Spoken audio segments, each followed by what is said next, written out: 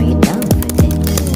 If you're in the mood, we can take it to the moon. It's like a movie scene, table for two. No need to be fair, I want you instead.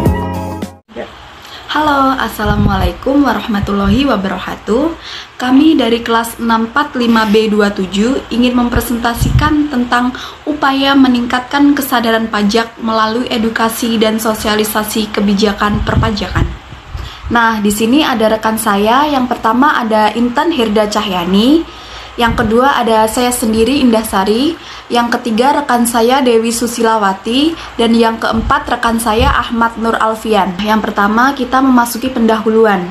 Pendahuluannya yaitu peningkatan kesadaran pajak di kalangan masyarakat merupakan tantangan yang dihadapi oleh banyak negara, termasuk Indonesia. Meskipun pajak memainkan peranan penting dalam mendukung pembangunan nasional dan keberlanjutan layanan publik, tingkat kepatuhan pajak di beberapa kalangan masyarakat masih tergolong rendah. Penyebabnya yaitu yang pertama ada kurangnya pengetahuan tentang perpajakan, yang kedua ada ketidakpercayaan terhadap penggunaan dana pajak, yang ketiga ada kompleksitas sistem administrasi. Selanjutnya kita memasuki metode penelitian. Jenis penelitian yang digunakan dalam artikel ini yaitu menggunakan deskriptif kualitatif. Selanjutnya ada teknik pengumpulan data. Yang pertama yaitu studi pustaka daring. Teknik ini melibatkan pengumpulan data dari berbagai literatur termasuk artikel jurnal, buku elektronik, laporan penelitian, dan artikel akademik yang dipublikasikan di internet. Studi pustaka dilakukan dengan menelusuri platform seperti Google Scholar dan basis data jurnal ilmiah lainnya untuk memperoleh data yang valid dan up-to-date tentang topik penelitian. Yang kedua yaitu analisis konten media massa daring. Teknik ini melibatkan pengumpulan data dari artikel berita yang diterbitkan oleh media massa terpercaya. Media seperti The Jakarta Post, Kompas, CNBC Indonesia digunakan untuk mendapatkan informasi aktual tentang upaya pemerintah dan respon publik terhadap program edukasi perpajakan. Selanjutnya, observasi daring. Pengamatan terhadap konten yang disajikan di platform edukasi daring seperti video YouTube, webinar, seminar online yang terkait dengan edukasi perpajakan. Observasi ini membantu memahami metode dan pendekatan inovatif yang digunakan dalam menyampaikan kebijakan perpajakan kepada publik. Selanjutnya, sumber data. Sumber data ini diperoleh dari jurnal ilmiah, laporan organisasi internasional, media massa, dan platform edukasi digital. Kita memasuki pembahasan yaitu tentang edukasi pajak dan sosialisasi pajak. Yang pertama yaitu ada pendidikan formal. Edukasi mengenai pajak sebaiknya dimulai sejak dini melalui pendidikan formal. Pemerintah melalui Direktorat Jenderal Pajak atau DJP telah berupaya untuk memasukkan materi tentang pajak ke dalam kurikulum sekolah, khususnya dalam mata pelajaran ekonomi dan pendidikan kewarganegaraan. Dengan cara ini, siswa dapat memahami dasar-dasar perpajakan serta pentingnya pajak dalam pembangunan negara. Pengenalan yang lebih awal diharapkan dapat membentuk kesadaran pajak yang positif pada generasi muda. Ketika mereka menjadi warga negara dewasa, mereka akan lebih siap untuk melaksanakan kewajiban perpajakan mereka. Yang kedua yaitu ada edukasi digital. Seiring dengan pesatnya perkembangan teknologi sosialisasi pajak, kini tidak hanya dilakukan secara tradisional, tetapi juga melalui media digital. Pemerintah telah memanfaatkan berbagai platform digital seperti situs web, aplikasi seluler, media sosial untuk menyebarkan informasi tentang pajak kepada masyarakat. Penggunaan media sosial seperti Instagram, TikTok, YouTube memungkinkan informasi perpajakan dapat disampaikan dengan cara yang menarik dan mudah dipahami, terutama oleh generasi muda yang lebih akrab dengan teknologi. Informasi ini mencakup cara melaporkan pajak, jenis-jenis pajak, serta manfaatnya bagi pembangunan.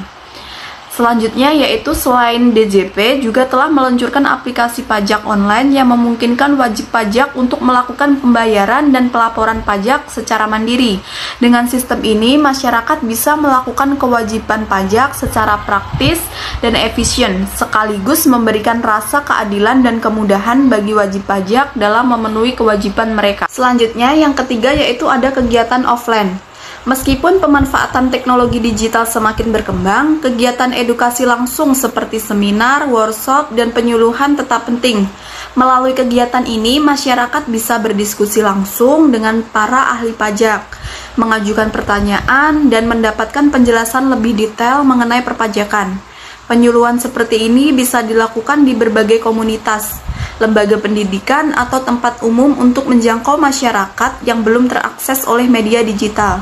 Dengan pendekatan langsung, pesan mengenai pentingnya pajak dapat disampaikan secara lebih personal dan lebih mudah diterima oleh berbagai kalangan. Yang keempat, yaitu pendekatan berkelanjutan.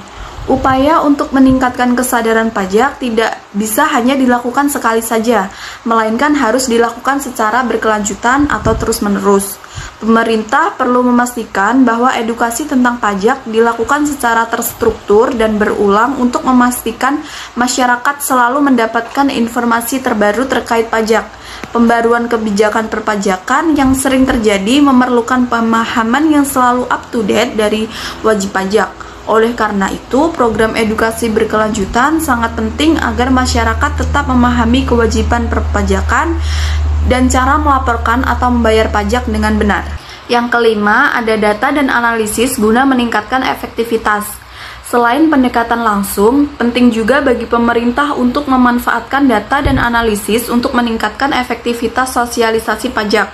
Pemerintah dapat mengidentifikasi kelompok masyarakat yang masih kurang sadar atau patuh pajaknya dengan memantau data dan tren yang ada.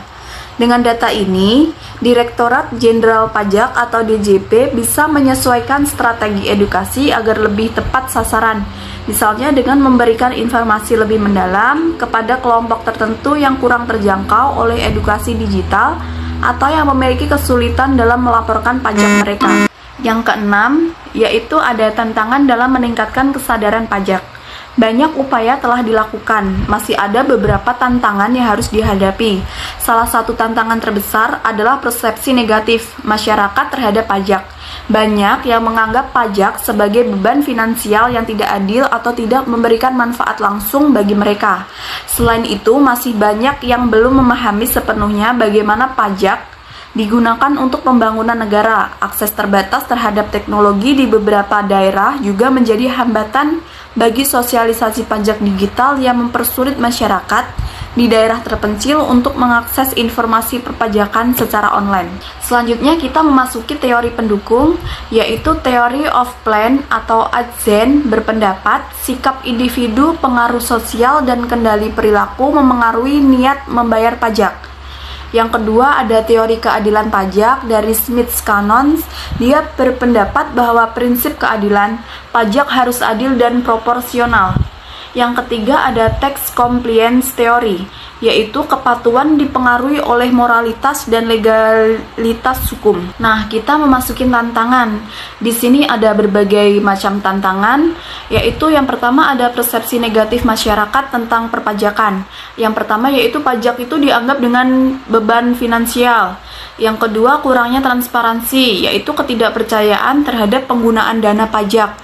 Yang terakhir yaitu keterbatasan akses teknologi, yaitu menjadi hambatan di daerah terpencil. Yang terakhir kita masuk di kesimpulan dari meningkatkan upaya kesadaran pajak. Yang pertama yaitu edukasi dan sosialisasi adalah kunci untuk meningkatkan kesadaran pajak.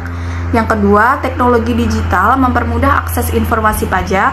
Yang ketiga, komitmen pemerintah dalam kebijakan yang transparan sangat penting untuk keberhasilan. Nah, sekian presentasi dari kami. Bila ada kurang lebihnya, kami mohon maaf. Wassalamualaikum warahmatullahi wabarakatuh.